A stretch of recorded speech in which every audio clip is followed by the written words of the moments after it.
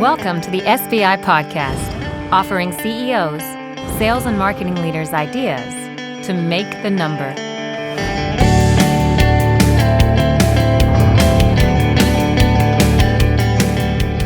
Good morning, good afternoon, good evening, everybody. This is Greg Alexander, CEO of SBI, a B2B sales and marketing consulting company dedicated to helping you make your number. You are listening to the SBI podcast. This is a weekly series where we profile executives and they give you advice on how to make your number.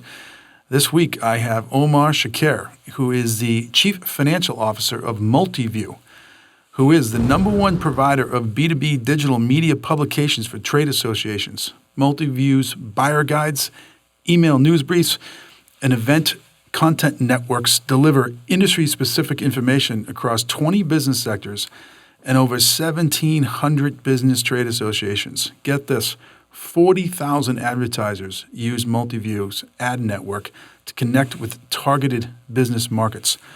Omar has 30 years of business experience, all in finance, highlighted by 10 years at KPMG and 14 years as CFO and board member of DG Fast Channel, a provider of digital media services to the advertising industry, where he was named CFO of the Year by the Dallas Business Journal in 2009.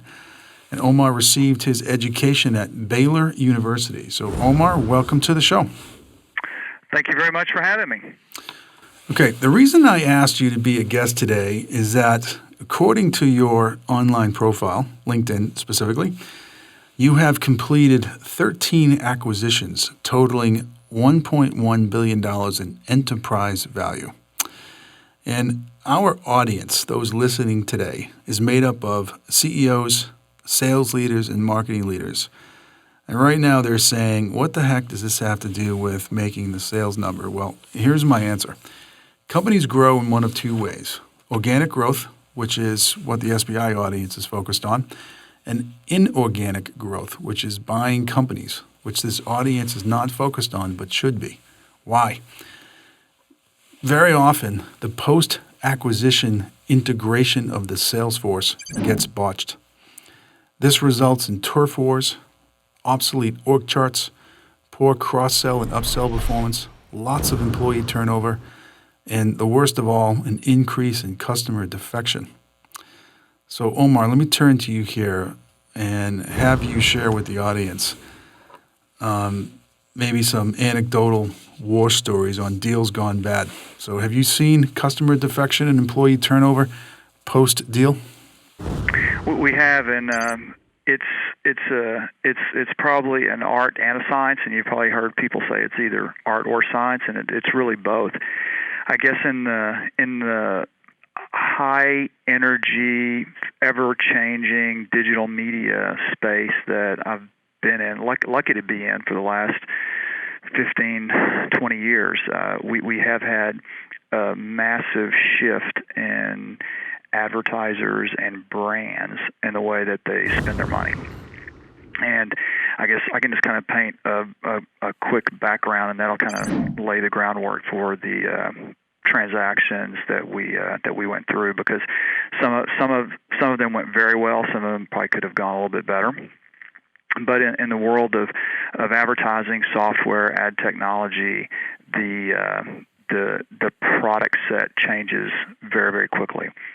And when we did these acquisitions, some of them were for the customer relationships, and some of them were for the technology, some of them were for the people. And depending on whether it was the people, the technology, or the customer list, made a pretty big difference in terms of the sales resources. So does that make sense? Yeah, it makes a lot of sense. So there were three kind of, I guess, deal hypotheses. You bought a company for the people, you bought a company for the tech, you bought a company for the customer list, or maybe some combination of the three. So you said there were some big differences in terms of customer defection, employee defection, sales effectiveness after the deal.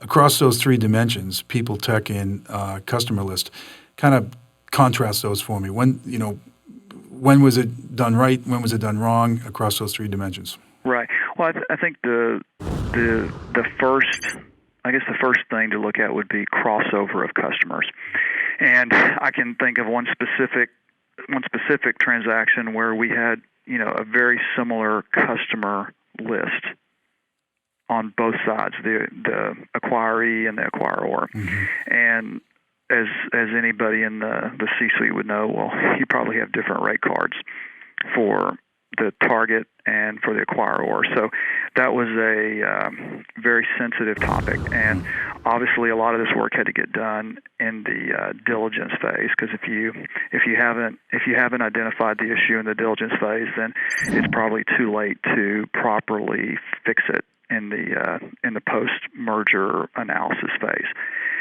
So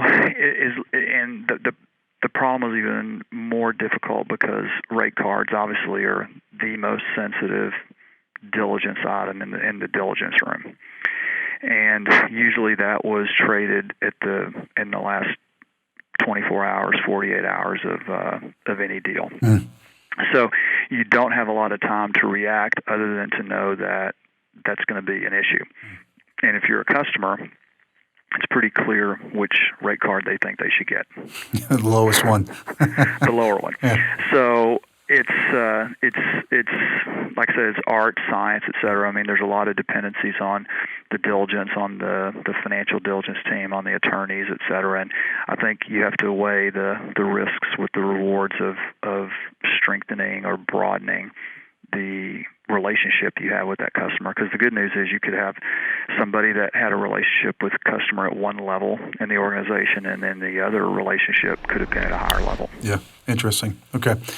Listen, we're going to take a quick break here, and when we come back from the break, Omar and I are going to talk about maybe some preventative steps we can take to avoid this post-deal chaos caused in the sales force. But if you're enjoying listening to executives like Omar on the SBI podcast, you're going to love SBI TV, which is our monthly television program. And some of those listening to our audio today may not be familiar with it. So here's some information for SBI TV. You are watching SBI TV.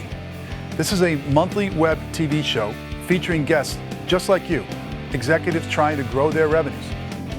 Each month, you can peek behind the scenes and watch your peers discuss their strategies for how they make their numbers. You are not going to want to miss this.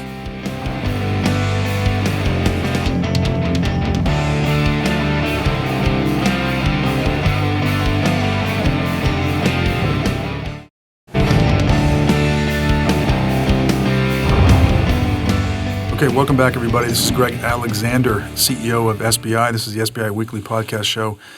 Today I'm joined by Omar Choucair, who's the CFO of MultiView. And we're talking about growing through acquisitions as opposed to organic growth, and what happens to the sales force post-deal, and what we might do to limit the chaos there to really accomplish two things: limit customer defection and maybe prevent it altogether, and eliminate employee turnover, especially as those top-producing salespeople. And before the break, Omar was sharing with us, there's kind of three common reasons in his industry, which is ad tech, that the deals get done. You buy a company for its people, you buy a company for its technology, you buy companies for its customer list. And we were talking about how sometimes the customer list turns over because there's a lot of customer overlap, and there's differences in the rate card, and that can be a tough thing to measure. So let's jump into some of the other issues. So you talked about due diligence a little bit, and you discussed rate cards, and you only get that at the very end of a deal, so it's even tough to react to. What other things should you be doing in due diligence that might not be that time late that could prevent this chaos that happens when you try to merge two sales forces together after a deal gets done? It's an interesting dilemma, and I guess we were in a unique position also because it was advertising, media, services, technology, and it's not that big a group in terms of the seasoned veterans that are leading those sales teams. So we were able to, just through conversations with customers, conversations with bankers, there were alternate means of, if you will, checking people out. And during that time, the LinkedIn network wasn't as robust as it is now. And so I would think now there's a lot more you could do than where we were, 2, 3, 4, 5 years ago. But to the extent that you had relationships with customers that knew of different people, there was always that conversation. Obviously, you couldn't talk to them about the deal, but everybody loved to talk about their relationships with the sales teams. And the sales teams were extremely savvy individuals, and it was not difficult to get people to talk about person X or person Y. Mm-hmm. And how do you do that without tipping to the marketplace that maybe there's a deal going down? It's a little sensitive, right? I think it was just the industry that we're in, because there's so many new product innovations, and there were so many different service offerings that were coming up that the agencies that we were dealing with, and we were dealing with 4 or 5 of the top holding companies in the world, and it just was pretty obvious who was coming in and out. It was like a revolving door, because at the time the agencies were desperately looking for new technology and new service offerings so they could in turn deal with their brands, whether it was the large automotives or the pharma, et cetera. Mm-hmm. And so it wasn't as difficult maybe as it would seem. Mm-hmm. Outside of your industry, when we're involved in this, we see kind of 2 big deal hypotheses, right? There's a cost takeout opportunity and there's a revenue expansion opportunity. Cost takeout basically says, let's keep the revenue line the same, but let's, move to lower cost channels and take out some sales and marketing costs and drive profitability. The other one says is, hey, I can expand the revenue because, that product in the hands of my sales force, and we can dramatically ramp revenue. And I'm dramatically simplifying, but you get my point. And in your world, you were buying companies for different reasons: people, tech, and customer list. So let's talk about that. The big question after the deal gets done: do you keep 2 separate sales forces, or do you merge them into one? Everybody wants to know an answer to that question. And in art and science, I don't know if there is one standard answer, but do you have a perspective on that? Well, I think we did it both ways. I mean, there were. I think the guiding light has to be the customer relationship, and if we knew the customer had a very close relationship with the sales VP or the manager on the other side, it was a pretty easy question. That person had to stay, at least for the time being. Mm-hmm. I mean, that was pretty simple, and so as long as you focused on the customer and the relationships that the customer, it kind of gets back to what I said earlier about just the relationship that the customer had with the individual sales folks.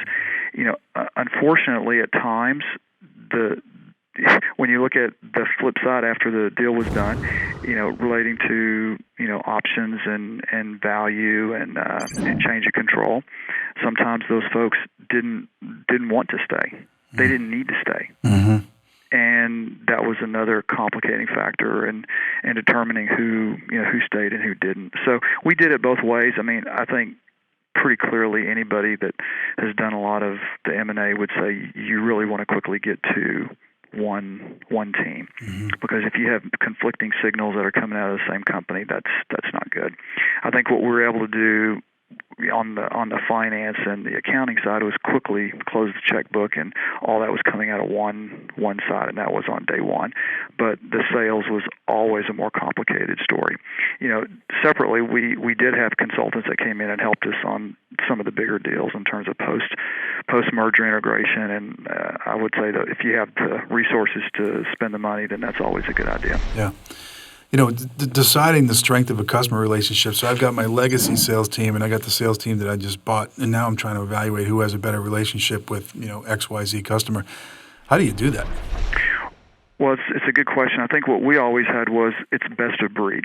And it wasn't necessarily on the sales side, but it was always on the finance side, on the ops side, on the engineering side, whatever it was. And there were no sacred cows on who was already in place on the acquiring side. Mm-hmm. And over time, as we did a dozen or so acquisitions, you wound up with really best of breed, and you had the best of the best, and it really didn't matter which uniform they were wearing. Mm-hmm. Interesting. And then anything in terms of like reporting structure? I mean, who's going to be the boss? Who isn't going to be the boss?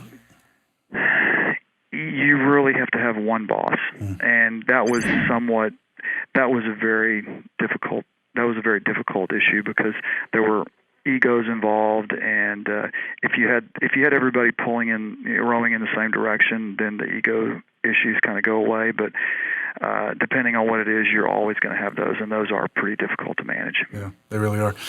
And is that just a gut call? Do you evaluate the two candidates and see who's the best person for the job, or is there any other way of making that decision? It's really whoever needs to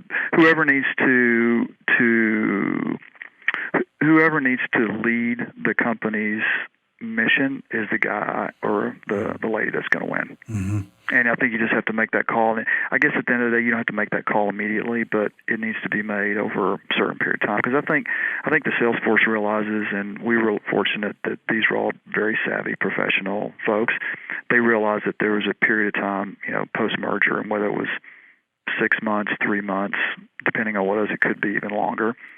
You really kind of got a get out of jail ticket for a period of time, because they know a bigger deal. It just takes the team time to ingest and move everybody together. And what can you do from a comp perspective to hold on to the superstars? So you buy this company, and then employees of that company say, "Geez, I don't know what it's going to be like in the new place. Maybe I'm going to start looking." But one of the reasons why you bought the company was because of the team, and you don't want them to leave. So how do you lock them up? We had a pretty specific policy that if whatever you did, you didn't do anything until the end of the contractual period. Now, a lot of times in the merger agreements or the asset purchase agreements, we had an obligation that we had to keep the benefit plans and the comp plans the same for a period of time. So, from a legal standpoint, there were many times that was off the table. Mm-hmm. Interesting. Okay. And that was probably good for both parties, because then you kind of take that one social issue out of the way. Yeah. All right, we're going to take another quick break here. I want to point the audience to the SBI magazine. If you're enjoying the podcast, you're probably going to really dig the magazine, and you can go get it at salesbenchmarkindex.com, and here's some information on the magazine. Making your number is hard. Your problems are complex. Complex problems need complex solutions.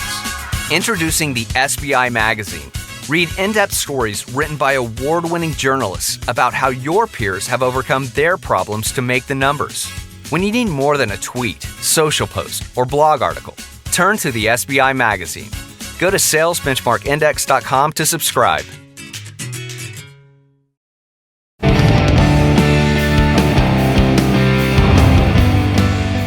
Okay, welcome back, everybody. This is Greg Alexander, CEO of SBI. This is the weekly SBI podcast series. I'm joined today by Omar Choucair, the CFO of MultiView, and we're discussing post-acquisition integration of two disparate sales forces, and we're kicking around all the hot button issues that come up. Right before the break, we were discussing comp and reporting structures and how to hold on to the right people, and you gave us some good advice on that. When it comes to the product offering and rationalizing, the products, if you will, and making sure that R&D budgets, don't balloon, we kill off products that might be inferior post-deal and invest in products that have some promise. In your space, especially around the technology, I'm sure that had to be a big consideration. So how'd you guys think through that? That was probably the most fun. That was the most fun part in terms of the diligence. And the reason it was fun is because we had platforms, and these platforms were not at capacity. And when I talked earlier this afternoon about customer relationships, the idea we had was a platform. And if you think about Amazon services, they started 5 years ago. They had no revenues, and now they have a lot of revenue. And so they knew that they had a platform that could accommodate a much bigger throughput, and that's really what we had. So there were competing platforms, and some of them were better than others. We happen to think our platform was better than any of them in the marketplace. And what we did was take our platform, make sure it was capable to accommodate the additional traffic, and we simply shut down the other platform immediately. And that was the reason why I say that was the good part, because then you immediately got the cost of sales benefit almost within a couple of months. So you just literally kill off the new product, right? So because it was a redundant platform. Yeah, exactly. And I don't. A lot of you, the listeners, probably don't have that option, but that was one of the reasons why the the metrics work so nicely on the financial side. Mm-hmm. Interesting. And it's, going forward, and you think about your career from this point forward, knowing that was a big victory. I mean, is that now part of the screening process when you look at future deals, or was that just a unique situation? It's clearly in the future because I'm still in the media world, and even today with the new technologies of programmatic advertising. And programmatic advertising is very simply the New York Stock Exchange or the NASDAQ for buying and selling media inventory, and it's almost like 50% of the entire ad budgets today for almost every brand. And so what's happened is just a proliferation of platforms, if you will, today. And over the next 3 or 4 years, they're going to have to consolidate because they all can't be profitable to the expectations that they think they are. Mm-hmm. So I think it's just posed to happen again. It may just be in a little different state, but it'll definitely happen again. Yeah, in your industry, a lot of people are asking, is the sales force even going to be relevant going forward? Because you can go online now and buy space, through this. I think they call it programmatic advertising, and it's all algorithmic now. What's your prediction on that? Are you still going to need salespeople? Good salespeople will always be able to do extremely well. And I think the only thing that'll change is that the operations, the metrics, the performance, the reporting, all that becomes extremely more complicated and valuable to the advertiser, to the customer. And I think what might happen is you'll see these sales folks maybe become more technical, and it's really created a completely new marketplace or job description of operations. And mm-hmm. these, if they have some sales background, they will be extremely in demand. Mm-hmm. Interesting. Okay, we're going to take one more break. We got one more segment with Omar after this. I want to draw everyone's attention to the SBI blog. You're listening to the podcast right now, which is long-form content. Our interviews are about 30 minutes in length. If you prefer your content in more digestible chunks, we publish a blog post every single day. You can read it in under 5 minutes directly off your mobile device. And it's a good way to keep yourself current and keep improving yourself. So here's some information on the SBI blog. Each day, you receive hundreds of emails, tons of text messages, countless telephone calls, and sit in too many meetings. How do you find ideas to make the number with all this noise? The SBI blog filters all this nonsense for you and presents only first-rate ideas to make the number. Simplify your life. Subscribe to one blog and read the best content. Go to salesbenchmarkindex.com and subscribe today.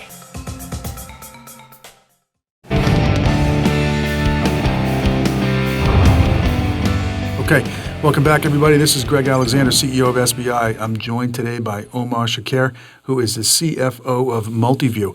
And we're talking about integrating sales forces post-acquisition. Because at the beginning of the discussion today, I teed up 2 ways to grow. There's organic growth, which is sell more of what you have. And there's inorganic growth, which let's go buy some companies and accelerate the revenue curve, if you will. And that's a very successful strategy, and Omar has done that successfully over his 30-year career. However, it does create some operational issues in the past, and we're trying to work through those things. So, Omar, if we were to wrap this up for our audience and maybe have you speak directly to the audience and give them 2 or 3 things that you would do after listening to this interview to make sure that we don't blow the deal and the deal hypothesis goes up in smoke because we mess up the integration of the sales force post-deal, what would those 2 to 3 things be? I think one would be to have an open mind, and the reason I think you have to have an open mind in the first 30, 60 days is that you may have new information that comes to light that you didn't know about in the diligence. So your best laid plans, on day 1, you may decide, on day 31 that's just a stupid idea. And I guess I would just say you shouldn't feel compelled to stick to the plan if new information comes up that is pretty compelling, and which means, hey, you thought this person wasn't going to make it, but then after talking to them and you find out that that they really want to work, and what you heard in the past is not necessarily true. You have to be able to pivot quickly and change course immediately. Mm-hmm. So having an open mind is the first one. That's one. I think the second one would be really focus on the comp plans and focus on just open, direct communication with the sales team. Because if you ask them, they'll be happy to tell you what's going on. And if you don't invest the time or the effort, then you'll never really hear what's going on in their heads. Yep, great advice. So just to summarize those 2 points, so keep an open mind. Don't be quick to judge the book by the cover. Once somebody's on your team, form your own opinion about them, and separate that from the original thoughts in the due diligence process. And the second one is comp plans. And, the salespeople, and that's what we're talking about today, are going to get nervous, after a deal. And the first question they're going to say is, hey, what's going on with the comp plan? And just open and honest, direct, quick feedback to them is a way to hold on to your people. So that's great advice. I'm going to speak directly to the audience and give you my 2 cents for what it's worth. So if you're a sales leader out there, even a marketing leader out there, here's what I would tell you. First thing you want to do is go speak to your CFO, go speak to your CEO and say, listen, as part of our growth strategy over the next 3 years, involve acquisitions. If it does, I need to get a playbook together. I need my post-deal Salesforce integration method. And it doesn't have to be elaborate. It can be pretty straightforward. But don't just wait for a deal to to happen, and you see an announcement or your CEO comes to you and says, hey, this is what we did. Sorry, I couldn't tell you because it was sensitive, blah, blah, blah. Make sure you're prepared for it because these chaotic situations can be avoided. If you want to know what that playbook might look like, I'm going to direct you to 2 resources. The first is SBI's annual research report, which is titled How to Make Your Number in 2016. We've been doing it for 9 years. And in that report, we talk about this issue of growing through inorganic growth and how to merge 2 sales forces together after a deal. So if you want to get a copy of that, it's a great reference material. You can go to salesbenchmarkindex.com/2016-report, 2016-report. Second resource I would point to you is that if you're going through this right now, and after you read the report, you say, hey, that's great information there, but how do I apply it to my business? I'm doing this for the first time. You can schedule a workshop with one of our consultants. It's a half-a-day session. We've been through this many times, and they can come in and kind of walk you through some exercises and help you develop this playbook for yourself. If you want some information on that, go to salesbenchmarkindex.com/2016-workshop, 2016-workshop. So, Omar, I just wanted to, on behalf of our listeners, I wanted to thank you for coming on the show today. Your experience in this area is deep and broad, and you said several things in the call today that all give us a fighting chance to avoid this chaotic situation after a deal. So thanks for being on the show. Greg, thanks a lot, and hope you have a great weekend. Okay, great. And to my audience, thanks for tuning in, and I wish you the best of luck as you try to make your number. Take care. This has been the SBI Podcast. For more information on SBI services, case studies, the SBI team and how we work, or to subscribe to our other offerings, please visit us at salesbenchmarkindex.com.